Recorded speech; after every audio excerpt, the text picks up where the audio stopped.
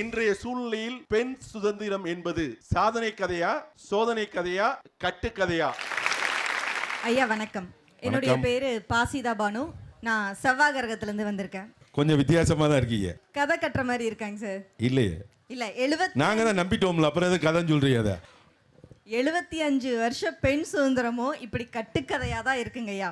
அதுக்கு முன்னாடி யாருக்குமே சுதந்திரம் இல்லையே. கிராமப்புறங்கள்ல சொல்லுவாங்க, கோழி கூவிடுச்சு எந்திரிப்பா அப்படின்னு. ஆனா கூவறது என்னவோ சேவல் தான். ஆனா பெண் கோழிக்கு பில்டப்பை கொடுப்பாங்க. அப்படிதான் இன்னைக்கு பெண் சுதந்திரம் அப்படிங்கிறது, பெண்கள் சுதந்திரமாகத்தான் இருக்கிறாங்க வெறும் பில்டப்பை மட்டும்தான் கொடுத்துட்டு இருக்காங்களே தவிர உண்மையா கூவுறது நாங்க கிடையாது. இது நமக்கு தெரியாம போச்சே. உண்மையிலே இன்னைக்கு தான் எனக்கு தெரியும். கோழி கூவுச்சுன்னு சொன்னாயே நாங்களும் நம்பணும், கோழி தான் கூவுச்சுன்னு சொல்லி. அப்படிதாங்க. இப்படி ஒரு விழிப்புணர்வு கொடுத்த செவ்வாய் கிரகத்துக்கு நன்றி. அப்படிதான் நாங்களும் பெண் சுதந்திரத்தை நம்பிட்டு இருக்கோம். கடைசியா தான் தெரியுது அது ஒரு கட்டுக்கதை அப்படின்னு. ஊருக்கே குறி சொல்ற பூசாரி ரேஷன் கடையில் போய் கேட்பாராம், மண்ணெண்ணெய் எப்பப்பா ஊத்துவீங்க அப்படின்னு. அந்த மாதிரி தான் இருக்குது உலகத்தையே படைக்கிற பெண்கள். அது தெரிஞ்சா அவர் பூசாரி வேலையை விட்டுருவாரு. உலகத்தையே படைக்கிற பெண்கள் நாங்க அதை பண்ணிக்கட்டுமா இதை பண்ணிக்கட்டுமா அப்படின்னு ஒவ்வொன்றுக்கும் கெஞ்சும் போது தான் எங்களுக்கு தெரியுது பெண் சுதந்திரம் அப்படிங்கிறது கட்டுக்கதை அப்படின்னு. கல்யாணம் ஆகல ஆயிடுச்சு. அப்ப எப்படி இப்படிலாம் பேச வருது? பெண்களை கடவுள் என்பார், கற்பு என்பார், புனிதம் என்பார், கௌரவம் என்பார். ஆனால் அத்துணையும் அடிமை செய்வதற்கா எங்களை சாமி, நீதான் என்னோட கொலை சாமி, தெய்வம் அப்படின்னு நடுவர் சொன்ன மாதிரிலாம் வீட்டுல சொல்லுவாங்க. அப்படி சொல்லி சொல்லி சொல்லியே நகையும் செவ்வாய் கிரகத்துக்கு சேட்டையை பாருங்க. கூப்பிட்டு உட்கார வச்சு மைக்க கொடுத்து பேச வச்சு உலகமே பார்க்க வச்சா நடுவர் சொன்ன மாதிரியா. இதை பிளாக்கா காமிக்க சொல்றேன். அப்படி கொலசாமின்னு சொல்லி சொல்லி சொல்லி எங்களுக்கு நகையும் உடையும் போட்டு கருவறையில காட்சி பொருளாகத்தான் நீங்க வச்சிருக்கீங்களே தவிர சக மனுஷியா எங்களை நடக்கிறதுக்கு நீங்க வழியா விடுறீங்க இல்லையே. பெண் சுதந்திரம்னா எது? பிடிச்சதெல்லாத்தையும் செய்யறதா பெண் சுதந்திரம்? இல்ல, எனக்கு ஒன்று பிடிக்கலைன்னா நான் செய்ய மாட்டேன் அப்படிங்கிறது தான் இங்க பெண் சுதந்திரம். அப்படி பார்க்கும்போது இன்றைக்கு பெண் சுதந்திரம் அப்படிங்கிறது கட்டுக்கதையா தான் இருக்கு. நான் சொல்ற பெண் சுதந்திரம் அப்படிங்கிறது எதுன்னு நீங்க தெரிஞ்சுக்கணும் அப்படின்னா அதற்கு நீங்கள் எங்களோடு சிறைப்பட்டு இருக்க வேண்டும். அப்பொழுதுதான் உங்களுக்கு அது சாதனையா இல்லை வேதனையா, உண்மையில் அது கட்டுக்கதையா அப்படின்னு தெரியுங்கய்யா. அதனால பெண் சுதந்திரம் அப்படிங்கிறது கட்டுக்கதை தான். ஐயா, முன்னோர்கள்லாம் ஒரு பெண்மையை பற்றி அழகாக சொல்லியிருப்பாங்க ஐயா. பெண் என்பவள் தாயாகவும் தாரமாகவும் மகளாகவும் சகோதரியாகவும் தோழியாகவும் காதலியாகவும் அப்படின்னு ஒரு பெண்ணை இப்படி தான் அப்படிங்கிற ஒரு பக்குவத்தோட பரிசாடப்பட்டு இருக்குது. அப்படி ஏன் சொல்கிறாங்கன்னு தெரியுங்களா ஐயா? ஏன்னா ஒரு பெண் தன்னை ஒரு தாய்மைன்ற ஒரு நிலைமைக்கு கொண்டு போக முடியும். அதே மாதிரி தோழியாகவும் எல்லா இடத்துலையும் ஒரு பெண் நிற்க முடியும். நான் இப்போ ஒரு எடுத்துக்காட்டுக்கு ஒன்று சொல்ல விரும்புகிறேங்க ஐயா. என்னன்னா, நீங்கள் கோயிலுக்கு போயிருப்பீங்க தானேங்க ஐயா? கட்டாயம்.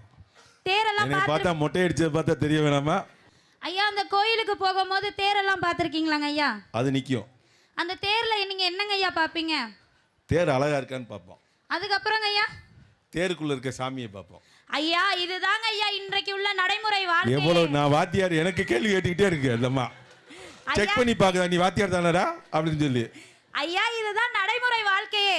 இன்னைக்கு ஒரு பெண் என்பவள் ஒரு வீட்டுக்கு அந்த தேரை கட்டக்கூடிய அச்சாணி தான் இன்னைக்கு ஒரு பெண்ணோட நிலைமை. அந்த அச்சாணியோட நிலைமை யாருக்குமே தெரியாது. அந்த தேருக்கு மேல இருக்க சாமியை பார்க்கிறோம் நம்ம எல்லாருமே. தேருக்கு மேல இருக்க சாமியை பார்க்கிறோம். நல்லா கை தட்டுங்க. தேரோட அழகை பார்க்கிறோம். அந்த தேர் இவ்வளோ பெருசா இருக்கா, இவ்வளோ பிரம்மாண்டமா இருக்கா, இவ்வளோ அழகா இருக்கான்னு அந்த தேரை நம்ம ரசிக்கிறோம். அந்த தேருக்குள்ள சிலை ஒரு தெய்வமா நம்ம நினைக்கும். அது ஒரு செய்யற ஒரு ஆளுக்கு அது ஒரு சிலை தான். ஆனா அதை கர்ப்பகரையில வைக்கும் போது தான் அது கடவுளா பார்க்கிறோம். அந்த கடவுளுடைய அழகை ரசிக்கிற நம்ம, அந்த தேரோட பிரம்மாண்டத்தை ரசிக்கிற நம்ம, அந்த தேரோட அச்சாணி, ஒரு கை அச்சாணியை பத்தி என்னைக்காவது நம்ம நினைச்சிருக்கோங்களா ஐயா? அது மாதிரி தாங்க ஐயா பொண்களோட நிலைமையே. அந்த அச்சாணி முடிகிறப்பதான் தெரியும் அந்த தேர் எங்கே நின்றுச்சுன்னு சொல்லி. அதே மாதிரி நம்ம தாய் இறக்குறப்ப தான் தெரியும் அந்த குடும்பத்தின் தேர் எங்கே போய் நின்று. அப்போ தான் தாயை பற்றியே சிந்திக்க ஆரம்பிப்போம். உண்மையிலே பல ஆண்மகன்களுக்கு தெரியாத விஷயம் இந்த அச்சாணி. அந்த அம்மா இறந்த பிறகு தான் அந்த அச்சாணியே தெரியும். உண்மையிலே அதனால தாங்க ஐயா சொல்றேன், பெண்களுக்கு இது வந்து சோதனை களம்னு. என்னுடைய பேர் ஸ்னேகா. நான் கள்ளக்குறிச்சியில் கொசப்பாடின்ற ஒரு சின்ன கிராமத்துலேருந்து படிக்கிறதுக்காக திருப்பூர் வந்திருக்கேன். சிலப்பதிகார கதை, கண்ணகியோட சோதனை கதை, ராமாயண கதை, சீதையோட சாதனை கதை, இப்படி எத்தனை நாள் தாங்க நம்ம இந்த பழைய புராண கதையே வச்சுக்கிட்டு இந்த கதை பெண்களுடைய சுதந்திரத்துக்கு சாதனை கதையாக இருந்துச்சு, சோதனை கதையாக இருந்துச்சுன்னு சொல்கிறோம். எல்லாமே ஒரு கட்டுக்கதையில் தாங்க ஐயா முடியுது. இங்கே வருகை புரிந்திருக்க அனைத்து மக்களிடமும் நான் ஒரு கேள்வி கேட்குறேங்க ஐயா.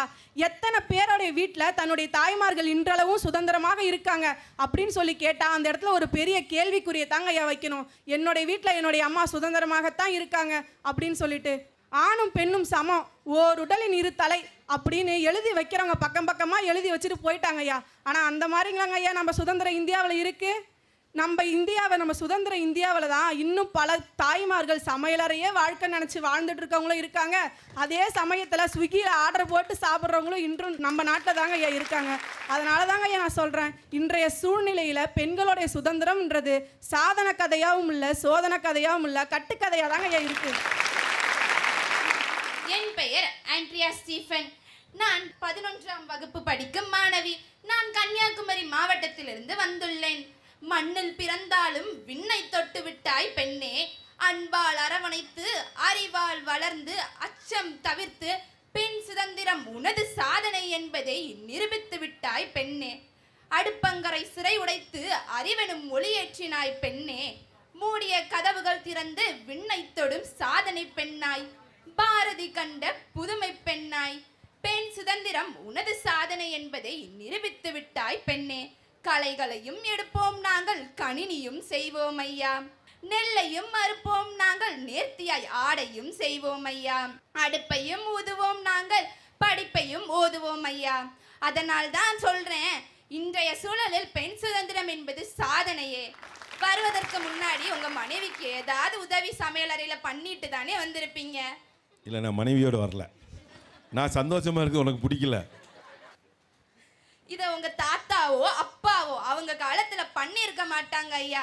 இது இன்றைய சூழலில் எங்க பெண்களுக்கு கிடைத்த சுதந்திரம் தானே. அதனால தான் ஐயா சொல்றேன், இன்றைய சூழலில் பெண் சுதந்திரம் என்பது சாதனையே சாதனையே சாதனையே. இப்போ இருக்க கணவன்மார்களை பற்றி சொல்கிறாங்க, இப்போ இருக்க வீட்டுக்காரர் இருக்காங்கள அவங்கள பற்றி சொல்கிறாங்க. அதான் சாதனை, உண்மைதான். மண்டையாட்டிக்கிட்டே இருக்கும் பார்த்தீங்களா, தஞ்சாவூர் பொம்மை மாதிரி. இது சாதனை இல்லையா? வாழ்த்துக்கள் இல்லையா? சிறப்பு.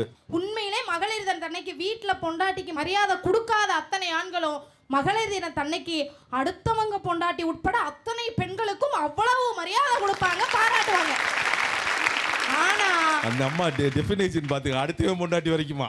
ஆமா, ஆனா வீட்டுல ஒரு அம்மா இந்த ஆளுக்காக வருஷம் 365 நாள் மூக்க சீந்தி சீந்தி உழைச்சிட்டு இருக்கோம், கண்டுக்கவே மாட்டான். வருஷம் முழுவதும் சளி பிடிச்சிருக்கா என்ன?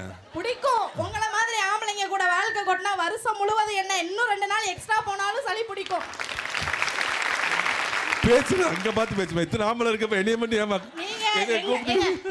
எனக்கு கிடைச்ச ஒரே அடிமை மேடை நீதான் ஆகுது. இந்தமா இல்ல நடுவரையா அவர்களே, பெண்களுடைய வாழ்க்கை சோதனைனா சோதனை கொடுக்கறது. இப்ப நமக்கு ஒரு கஷ்டம்னா கடவுள்கிட்ட தானே முறையிடுறோம், கடவுளை தானே கேட்குறோம். அப்ப சோதனையை யாரு கொடுக்குறாங்களோ அவங்கள்ட்ட தான் நம்ம கேட்க முடியும். நாங்க கடவுள்னு ஒத்துக்கிறோம். நாங்க கடவுளா தான் பாக்குறோம். ஆனா நீங்க இன்னும் எங்களை காணிக்கை கொடுக்குற பலியாடா தான் வச்சிருக்கீங்க. அதனாலதான் நாங்க சோதனை சோதனை சோதனைன்னு சொல்றோம். நடுவர் அவர்களே, பெண்களுக்கு சுதந்திரம் இருக்கு, ஒத்துக்கிறேங்க ஐயா.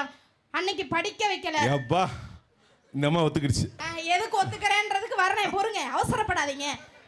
பெண்களுக்கு சுதந்திரம் படிக்க கொடுத்துட்டீங்க, சரி, என்ன படிக்கணும், எத்தனை வயசு வரைக்கும் படிக்கணும், எந்த காலேஜில் படிக்கணும், அது கோயட்டா இல்லை உமன்ஸ் காலேஜா அப்படின்னு டிசைட் பண்ணுற உரிமையை எங்களுக்கு கொடுக்குறீங்களா?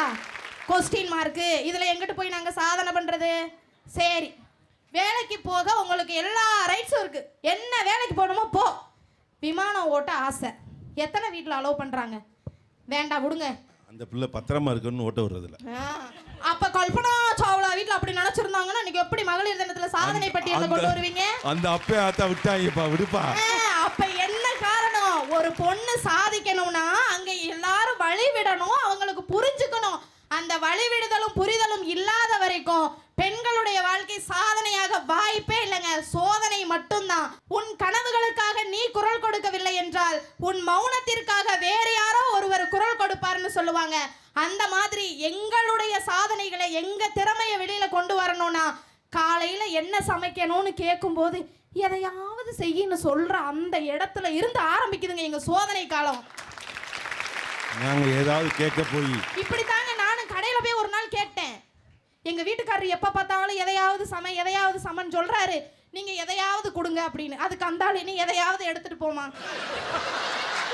இப்ப நான் எதையாவது பேசலான்னு தான் வந்தேன், ஆனா எனக்கு என்ன பேசுறதுன்றதே சோதனையா இருக்கு. இல்லை, உங்கள் வீட்டுக்காரர் கரெக்டாக தான் சொல்லியிருக்காரு, எதையாவது சமைன்னு சொல்லி. நீங்கள் உங்களை கரெக்டாக தான் ஹேண்டில் பண்ணியிருக்காரு, தப்பு கிடையாது. இப்படி இருக்கும்போது பெண்களுடைய வாழ்க்கை சாதனை அப்படின்னு சொல்லி எதை வச்சு சொல்ல முடியும் நடுவர்களையாக?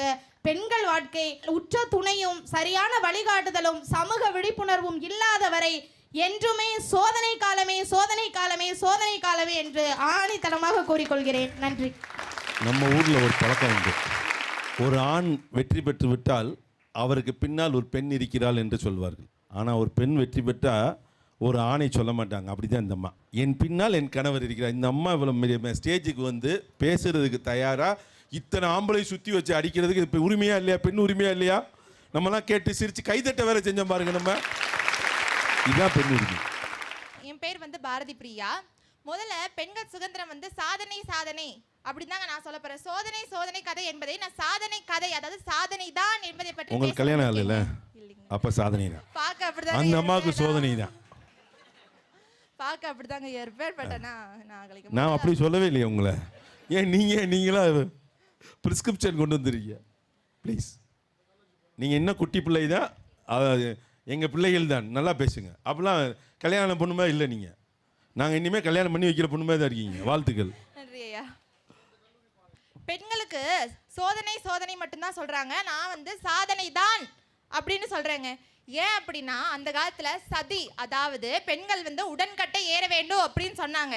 ஆனா பெண்களை வந்து சதி என்னும் சதி செயலுக்கு ஆளானாங்க. ஆனா இப்போ பெண்கள் ஒரு கணவன் இழந்து விட்டான் அப்படின்னா தனி ஒரு பெண்ணாக நின்று அந்த மன வலியை கூட வலிமையாக மாற்றி சாதிக்கிறாளே, அது ஒரு சாதனை தானேங்க ஐயா. கண்கூடாக நான் பார்த்தேன் ஐயா. என் பக்கத்து வீட்டு பாட்டி வந்து கணவன் வந்து 20 வயசுலேயே இறந்துட்டாங்க ஐயா. சின்ன வயசுலேயே கல்யாணம் ஆயிடுச்சு. அவங்க இன்னும் அவங்க பூ கட்டி தன் 2 மகளை படித்து வைக்க ஆளாக்கி இருக்காங்களா ஐயா.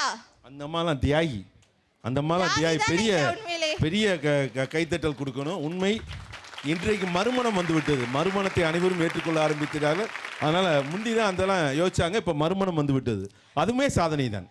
இவ்வளவு ஏன் ஐயா, நம்ம பக்கத்து மாநிலத்தில் இருக்க கேரளால பெண்களுக்கு வந்து சுதந்திரம் இல்லாம மார்பு வரி அப்படின்னு ஒன்று சொன்னாங்க ஐயா. மார்பு வரி அப்படிங்கிற சொல்ற கொடுமையான செயல் நடந்தது. ஆனா காலப்போக்கில் வந்து என்ன ஆச்சு அப்படின்னா மார்பு வரி அப்படிங்கறத வந்து தன் 2 மார்பையும் அறுத்து வாழை இலையில் வைத்து நீ என்னடா அப்படின்னு சொல்ற அளவுக்கு வாயை மூடும்படி செய்து தனக்கு ஆடை சுதந்திரம் வாங்கி கொடுத்திருக்காளே. ஆடை சுதந்திரம் வாங்கி கொடுத்த அம்மையாரும் ஒரு அம்மையார் தான் சொல்றாங்க. வாழ்த்துக்கள். அவங்க அன்னைக்கு சாதனை செய்யலைன்னா இங்க வந்து இத்தனை இப்படி கலர் கலரா ஆடை கொடுத்து உட்கார்ந்துருப்போமா? திருப்பூர்ல வியாபாரமே நடக்காது. உண்மைதானேங்கய்யா. அதனால்தான் சொல்லுகிறேன், பெண்களோட சுதந்திரம் இன்றளவும் சாதனை தான் சாதனை தான் சாதனை மட்டும்தான் அப்படின்னு சொல்லுறேன் ஐயா. நம்ம கிளவியில இவ்வளவு வேலை பார்க்கலன்னு வச்சுக்கோங்க, இந்த அம்மா அப்படி பேச முடியுமா? அதான் கிளவி தான் தியாகி, கிளவி தான் காரணம். நம்ம இப்பெல்லாம் கிளவியை ஓரமாக உட்கார்ந்து சொல்லிக்கிட்டு இருக்கோம். நன்றி, நல்லா இருந்தது, சிறப்பு. நீங்கள் இந்த அம்மா வான்லாம் கூப்பிட வேணாம், பேரே வா யுவஸ்ரீ தான். உங்கள் வீட்டுக்காரு கிளம்பிட்டு ஆளக்கானா வா யுவஸ்ரீ வா யுவஸ்ரீனா நீங்கள் இன்சியலோட கூப்பிட்டாரு நினச்சிக்கிருவீங்க. இப்போ வரைக்கும் நிம்மதியாக இருக்கேன். நிம்மதியாக இருக்கீங்க. அப்போ வந்து ஆமாம், உங்கள் கல்யாணத்துக்கு நான் வர்றேன். ரொம்ப சந்தோஷம். ஆனால் நடந்தால் பார்த்துக்கலாம். இப்படிப்பட்டவங்க தான் சீக்கிரம் கல்யாணம் பண்ணிடுவாங்க சார். இப்படி சொன்னவங்க எல்லாரும் கல்யாணம் ஆகி தான் இருக்காங்க. அதான் பாஸ், நான் அப்படியே இருக்கேன். கவலைப்படாதீங்க, விரைவில் திருமணம் நடத்த இறைவனை பிரார்த்திக்கின்றோம். இப்படி தான் சோதனை ஆரம்பிக்குது எல்லா பெண்கள் வாழ்க்கையும். என்னுடைய பேர் யுவஸ்ரீ. இப்போ கோயம்புத்தூரில் ஒர்க் பண்ணிகிட்ருக்கேன். ஐயா, இக்கால சூழ்நிலையில் பெண் சுதந்திரம் என்பது சாதனைன்னு ஒரு பக்கம், சாதனையில் சோதனை தானாதே வரும், அது ஒரு பக்கம். கட்டுக்கதைக்கெல்லாம் கட்டுக்கதை கட்டுற ஒரு டீம் ஒரு பக்கம். இல்லை உண்மைக்கே நீ பொண்ணு சோதனை தான் பேச வந்திருக்கேன்யா. நல்லா கை தட்டலாமே. இது இன்னும் உங்கள் ஊரை பெருமையாக தானே சொல்லிச்சு அந்தம்மா. இன்னொரு விஷயம், லோன் அப்ளிகேஷன் இல்லை ஏதோ ஒரு அப்ளிகேஷன் வாங்கினா என்ன பண்ணுவோம், எல்லாத்தையும் ஃபில்அப் பண்ணிட்டு டேர்ம்ஸ் அண்ட் கண்டிஷன்ஸ்க்கு ஓகே பண்ணுவோம். சேம் அதே மாதிரி தான் இப்போ எங்களுடைய இந்த சுதந்திரத்தின் நிலைமையும். அதனால தான் சோதனைன்னு சொல்கிறேன். எப்படி தெரியுமா? உயரலாம், பெண்கள் உயரலாம், ஆனால் இவ்வளவுதான் உயரணும்னு சொல்லி அதுக்கு ஒரு வரைமுறை. உலகத்திலே இப்போ நிறைய பேர் லோன் வாங்கிட்டு இருப்பாங்க. நீங்களாம் வாங்கினீங்கன்னு தெரியல. ஒருத்தன் கூட டேர்ம்ஸ் கண்டிஷனை படித்ததே கிடையாது. படிக்கிற மாதிரி அங்கே எழுத்தும் இருக்காது. அதான் உள்ளது. இந்தம்மா சொல்லுது பாருங்க, டேர்ம்ஸ் கண்டிஷன் படித்த மாதிரியே சொல்லுது பாருங்க.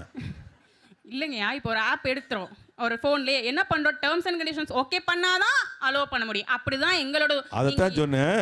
நீங்கள் எத்தனை ஆப்பில் படிச்சீங்கன்னு சொன்னேன். படிக்கல வேற வழி, ஆனால் எங்கள் வாழ்க்கையில் பின்பற்ற வேண்டியது இருக்கேன். அந்த சோதனையத்தாயா சொல்ல வந்திருக்கேன். அந்த டிக்கு ஆம்பளையாலும் போடுற பாவம்.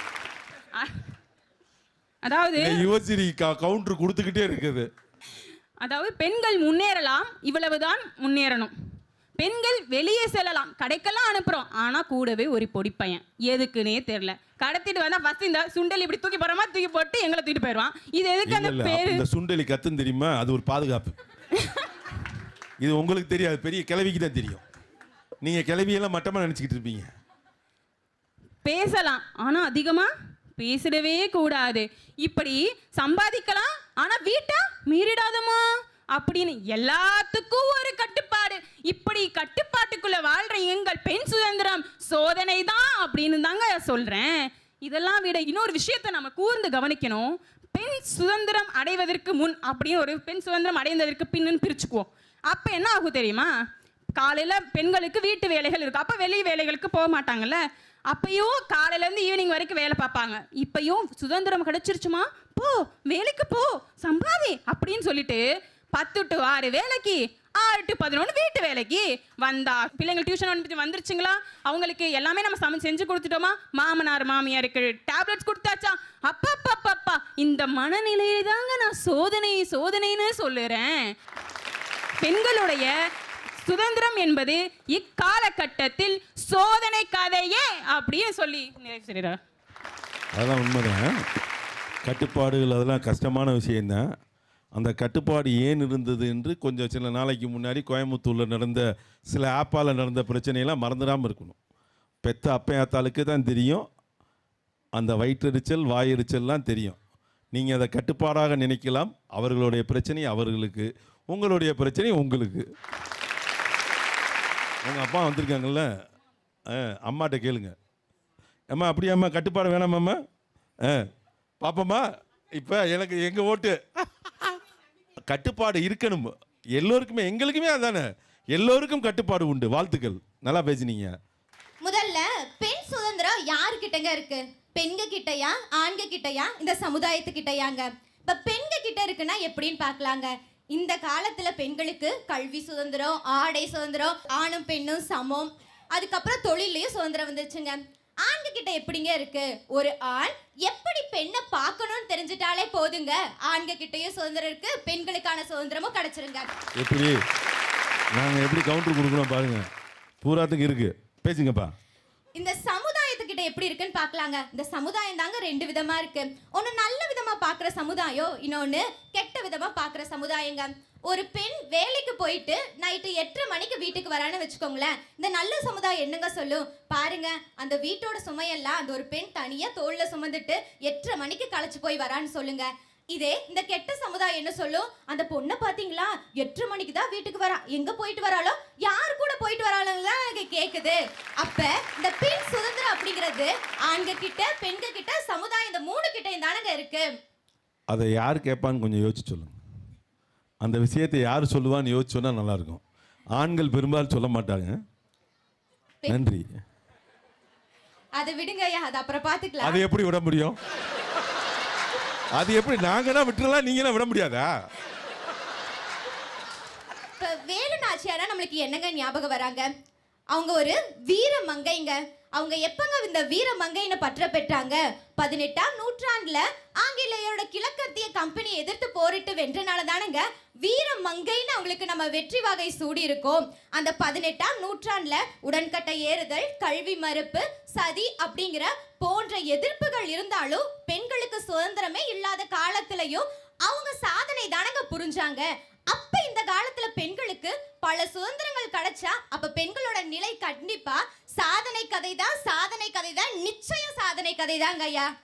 ஒரு பையன்கிட்ட கேட்டாங்களா வேலுநாச்சியாரை தெரியுமான்னு கேட்டாங்க. ஆமாம்மா, பிள்ளையை பின்னாடி தூக்கி வச்சு வருவாளோட சுற்றுவாங்களே அவங்க தானே அப்படின்னு கேட்டேன். அந்த மாதிரி இருக்குது. வேலுநாச்சியாரை தெரியுமா அப்படின்னு கேட்டோன்னே, ஆமாம், ஒரு பிள்ளையை பின்னாடி தூக்கி வச்ச நம்ம பொறுப்பு இல்லாமல் பிள்ளையை பின்னாடி தூக்கி வச்சுருக்கோம் அப்படின்னு அந்த மாதிரி ஒரு பையன் அதுக்கு விளக்கம் சொன்னான். வாழ்த்துக்கள்யா. வேலுநாச்சியார் நமக்கு மிகப்பெரிய பெருமை. மக்கள் தர்பார், விதி மாற்றும் தர்பார், ஒளியேற்றும் தர்பார், தர்பார் தர்பார். மக்கள் தர்பார், விதி மாற்றும் தர்பார், ஒளியேற்றும் தர்பார், தர்பார் தர்பார். 8 திசைகளில் எங்கும் உன் ஆற்றல் வெளிப்பட வேண்டும். நீ வாழ்வில் வென்றிட வேண்டும். படையாய் எழுவாய். ஏழை எளியவர்க்கெல்லாம் ஒரு நியாயம் கிடைத்திட வேண்டும். பொது உன்னால் நடந்திட வேண்டும். துணிவாய் வருவாய்.